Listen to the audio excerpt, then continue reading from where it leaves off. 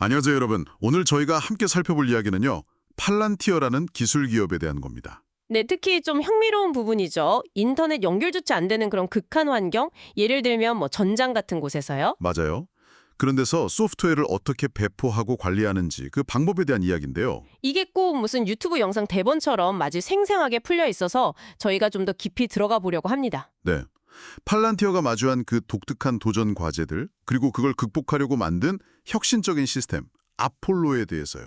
이게 단순 기술 소개가 아니라 사실은 소프트웨어 코드라는 게 현대 전장에서 얼마나 강력한, 거의 무기 같은 그런 핵심 전략 자산이 될 수 있는지 보여주는 거죠. 그렇죠. 보통 실리콘밸리 기업들하고는 가는 길이 좀 다르잖아요, 팔란티어가. 정부나 안보 분야를 택한 이유, 그 철학이 기술로 어떻게 나왔는지 그걸 좀 집중적으로 보죠. 좋습니다. 그럼 먼저 그 극한 환경이라는 게 구체적으로 어떤 건가요? 네, 저도 그게 궁금했어요. 상상이 잘 안 가는데. 자료를 보면 고기 환경 대부분이 외부 네트워크랑 완전히 그냥 차단된 상태래요. 에어갭이라고 하죠. 아, 에어갭. 그러니까 인터넷은 물론이고 뭐 원격 접속 이런 건 아예 안 되는 거네요. 네, 전혀요. 클라우드는 당연히 안 되고요. 하드웨어 추가 같은 것도 보통 6개월에 한 번 정도. 그것도 엔지니어가 직접 방문해서 설치해야 하고요. 6개월 주기 방문에 직접 설치요. 네, 그러니까 배포 한 번 실패하면 그게 바로 작전 실패로 이어질 수도 있는 정말 고위험 환경인 거죠. 와, 이건 뭐 일반적인 소프트웨어 개발 환경이랑은 차원이 다르네요. 거의 뭐 군사 작전 수준인데요. 맞습니다. 처음부터 이렇게 매끄럽게 돌아가진 않았을 것 같은데요. 초반에는 좀 어려움이 많았겠죠, 아무래도. 아, 그럼요. 처음에는요, 거대한 단일 프로그램, 그러니까 모놀리틱이라고 부르는 걸요. 네, 모놀리틱. 그걸 분기마다 엔지니어가 직접 가서 수동으로 설치했대요. 직접 가서 수동으로요. 와. 네, 그러니까 업그레이드 할 때마다 막 문제가 터지고 또 문제 생겨도 이전 버전으로 되돌리는 롤백 작업도 엄청 힘들었다고 하고요. 아, 상상만 해도 끔찍한데요. 그렇죠. 그래서 팔란티어의 그 샴생커라는 분은 이 시기를 다크에이지, 말 그대로 암흑기였다고 표현할 정도였어요. 다크 에이지. 그럴 만도 하네요. 그래서 이 문제를 해결하려고 무려 10년이나 투자해서 만든 시스템이 바로 그 아폴로군요. 네, 맞습니다. 10년 투자, 그 결실이 바로 아폴로예요. 10년이라 정말 엄청난데요. 이게 그냥 자동화 시스템이 아니라 뭐랄까 배포 자체를 운영의 중심으로 놓는 그런 발상의 전환이었던 거죠. 배포를 중심으로요. 네, 이걸로 매주 10만 건이 넘는 업데이트를요, 약 5천 개 정도 되는 마이크로 서비스에 자동으로 배포한대요. 매주 10만 건이요. 5천 개 서비스에. 네, 근데 더 놀라운 건 이게 인터넷도 안 되는 그 에어겟 환경 100개를 포함해서 한 1000여 개나 되는 서로 다른 환경에 동시에 적용된다는 거예요. 잠시만요. 1000개 환경에 동시 배포요? 그중 100개는 인터넷도 안 되는데?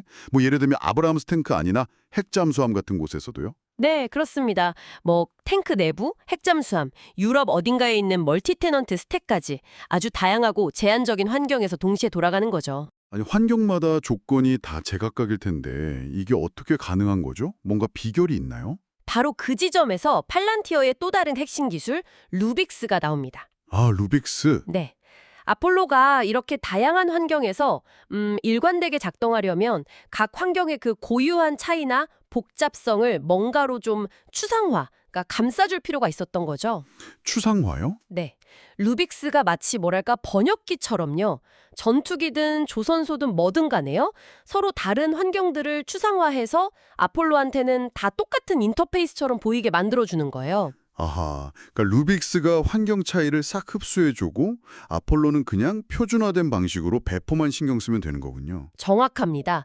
덕분에 아폴로는 어디에 배포하는지 크게 신경 안 쓰고 배포 자체에만 집중할 수 있게 된 거죠. 그러면서 배포 철학 자체도 바뀌었다고요? 예전에는 엔지니어가 코딩하고 또 SR이라고 부르는 사이트 신뢰성 엔지니어들이 배포하고 문제 터지면 막 밤새 복구하고 뭐 이런 식이었잖아요. 맞아요. 그게 과거 방식이었죠. 근데 지금은 엔지니어가 그냥 이 코드는 특정 환경에서 최종적으로 이런 상태여야 해 라는 목표, 일종의 선언형 전략만 정의하면 끝이에요.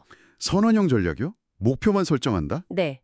그러면 아폴로가 알아서 배포하고 계속 지켜보다가 문제 생기면 자동으로 롤백하는 것까지 이 모든 과정을 그냥 스스로 처리해요. 사람 개입이 거의 필요 없어진 거죠. 와, 완전 자율 시스템인데요? 그렇죠. 그 샴생커가 아폴로가 없었다면 우리 회사는 존재하지 못했을 것이라고까지 말할 정도니까요. 얼마나 중요한지 알 수 있죠. 아폴로 없이는 회사도 없다. 대단하네요. 이 시스템의 위력이 실제로 증명된 사례도 있다면서요? 네, 있습니다. 2021년에 전 세계적으로 난리 났던 그 로그4j 보안 취약점 사태 기억나시죠? 아, 네네. 그거 정말 심각했죠. 그때 많은 기업들이 패치 적용하는데 몇 주, 심하면 몇 달씩 걸렸거든요.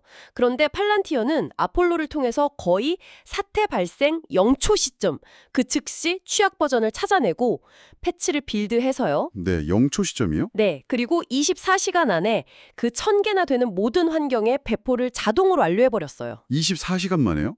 1000개 환경에? 네, 그냥 잠재적인 재앙을 사전에 막아버린 거죠. 와, 이건 정말 엄청난 속도와 안정성이네요. 게다가 아까 말씀하신 그 루빅스랑 연계해서 보안을 더 강화하는 장치도 있다면서요? 뭐 72시간마다 컨테이너가 파괴된다는 이야기가 있던데. 아, 네, 맞아요. 배포된 소프트웨어는 보통 컨테이너라는 격리된 공간 안에서 돌아가는데요.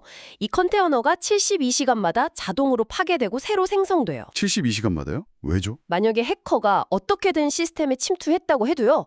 최대 3일이면 자기가 확보했던 모든 접근 권한을 잃고 다시 처음부터 해킹을 시작해야 하는 거예요. 아, 끊임없이 리셋되는 거네요? 그렇죠. 지속적인 공격을 거의 불가능하게 만드는 아주 영리한 방식이죠. 해커 입장에서는 정말 골치 아플 겁니다. 그렇겠네요. 정말 뚫기 어렵겠어요. 이런 대단한 기술력을 바탕으로 위기 상황일수록 더 많은 코드를 배포한다는 그런 철학까지 가지게 된 거군요. 네, 그렇습니다. 코드가 미사일보다 빠르게 움직이고 탱크보다 더 깊숙이 침투할 수 있다는 그런 믿음에서 나온 말이겠죠. 오늘 살펴본 것처럼 팔란티어는 정말 인터넷 없는 극한 환경에서의 소프트웨어 배포라는 엄청난 난제를 아폴로와 루빅스라는 자동화 시스템으로 멋지게 풀어냈네요. 네, 단순한 기술적 성취를 넘어서 이젠 코드가 어떻게 실제 전장에서 핵심적인 역량이 될 수 있는지 그걸 보여주는 강력한 증거라고 할 수 있겠습니다. 정말 흥미로운 이야기였습니다. 여기서 한 걸음 더 나아가서 이런 생각을 해볼 수 있을 것 같아요. 이렇게 고도로 자동화되고 안전한 배포 시스템이 꼭 군사 분야가 아니더라도요. 예를 들면 뭐 금융 시스템이나 의료 데이터 아니면 국가 중요 인프라 같이 극도의 신뢰성과 보안이 필요한 다른 영역에 적용된다면 어떨까요?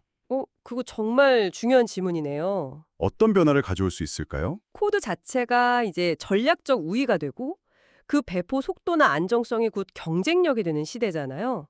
팔란티어의 사례는 어쩌면 그 미래를 조금 앞당겨서 보여주는 것 같기도 하고요. 네, 그럴 수 있겠네요. 여러분은 어떻게 생각하시나요?